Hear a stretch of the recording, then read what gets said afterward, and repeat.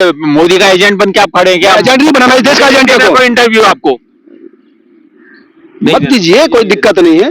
नहीं ये मुझे नहीं चाहिए आपका इंटरव्यू। आप मुझे नहीं चाहिए, उसमें अच्छा रिकॉर्ड चाहिए, नहीं करो रिकॉर्ड। आज के बाद फोन करना, किसी मैटर पे नहीं। डीवीसी की डॉक्यूमेंट्री पर पूरे देश में विवाद मचा हुआ है, लेकिन अब ये विवाद सुप्रीम कोर्ट पहुंच गया है। सुप्रीम कोर्ट के वकील एमएल शर्मा ने एक जनहित याचिका सुप्रीम कोर्ट में दायर की है।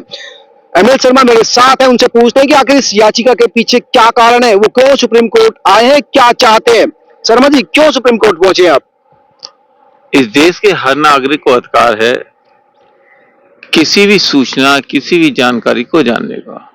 आर्टिकल 19(1) ये राइट देता है, चाहे वो सूचना, चाहे वो जानकारी प्राइम मिनिस्टर से जुड़ी हो, मिनिस्टर से जुड़ी हो, या किसी जज से जुड़ी हो, या किसी गवर्नमेंट ऑफिसर से जुड़ी हो। आखिर बीबीसी डॉक्यूमेंट्री है क्या? नहीं, जानकारी जानने का हक है, लेकिन किसी के खिलाफ आप प्रोपेगेंडा कर रहे हैं, गलत जानकारी दे रहे हैं, तो उसकी प्रतिष्ठा को हानि पहुंचाएगी ना।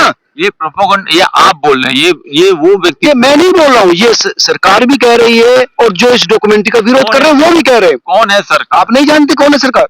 आप बोल रहे हैं कौन है सरकार? सरकार में वही प्रधानमंत्री, वही व्यक्ति है जो कि 2002 में गुजरात में चीफ मिनिस्टर था। बीबीसी डॉक्यूमेंट्री एक ऐसा नंगा सच है जो कि उन्होंने गांव-गांव जाकर के जो पीड़ित है उनका स्टेटमेंट लिया, जगह के फोटो लिए, बहुत कुछ स्टेटमेंट लिया।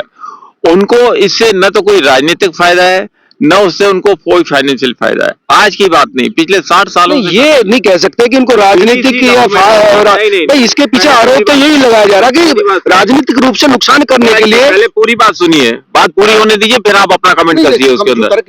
नहीं, बात नहीं लीजिए, पहले पूरा कर दीजिए।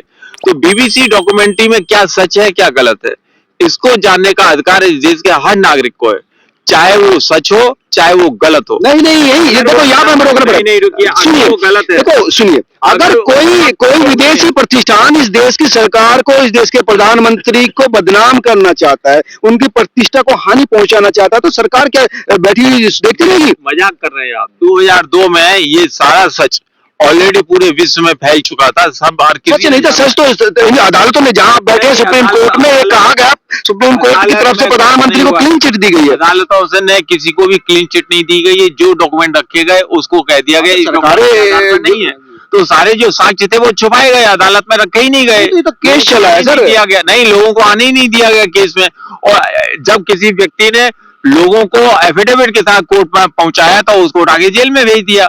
तो गलत डॉक्यूमेंट देंगे आप, एफिडेविट देंगे गलत। आप अगर तीस्ता शीतलवाल की बात कर रहे हैं ना, चाहते हैं खाली अपनी बात बोलना है तो आप बोलते रहिए, आप अपने नहीं, आप हमारा जवाब नहीं सुनना चाहते। आपका जवाब सुनना चाहते हैं, लेकिन आप अगर गलत तथ्य देंगे तो तब नहीं आप स्वीकार करेंगे। आप बिल्कुल मत, आप बंद कर दीजिए इंटरव्यू, मुझे कुछ नहीं कहना।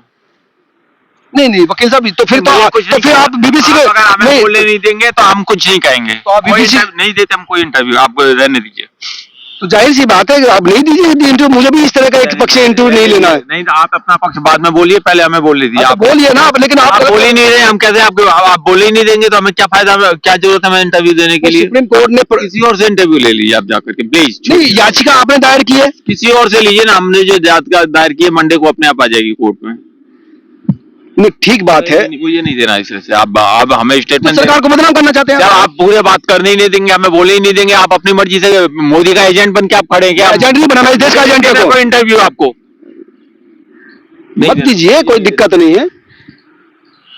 तो ये थे एमएल शर्मा, जो सुप्रीम कोर्ट पहुंचे हैं जनहित याचिका के जरिए, लेकिन जब इनसे सवाल पूछा गया तो उठ के चल दिए। साफ जाहिर है कि सवालों का जवाब इनके पास नहीं था, क्योंकि सवाल सुनने का तो इतना हौसला रखना चाहिए।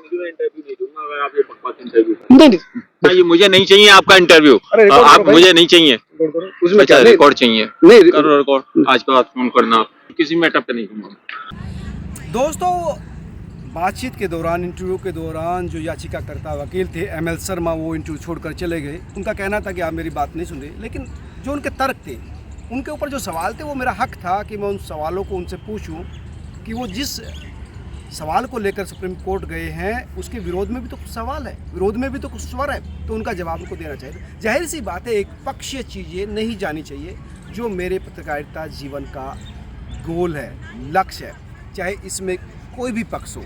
ये पक्ष हो या वो पक्ष हो, यहाँ पर निष्पक्ष रहने की कोशिश की जाती है। जाहिर सी बात है, सुप्रीम कोर्ट में अब ये बीबीसी डॉक्यूमेंट्री का विवाद आ गया है। सुप्रीम कोर्ट इस पूरे मामले पर क्या निर्णय देता है या किस तरह से इस याचिका को लेता है, वो भी मैं आपको अपडेट देता हूँ।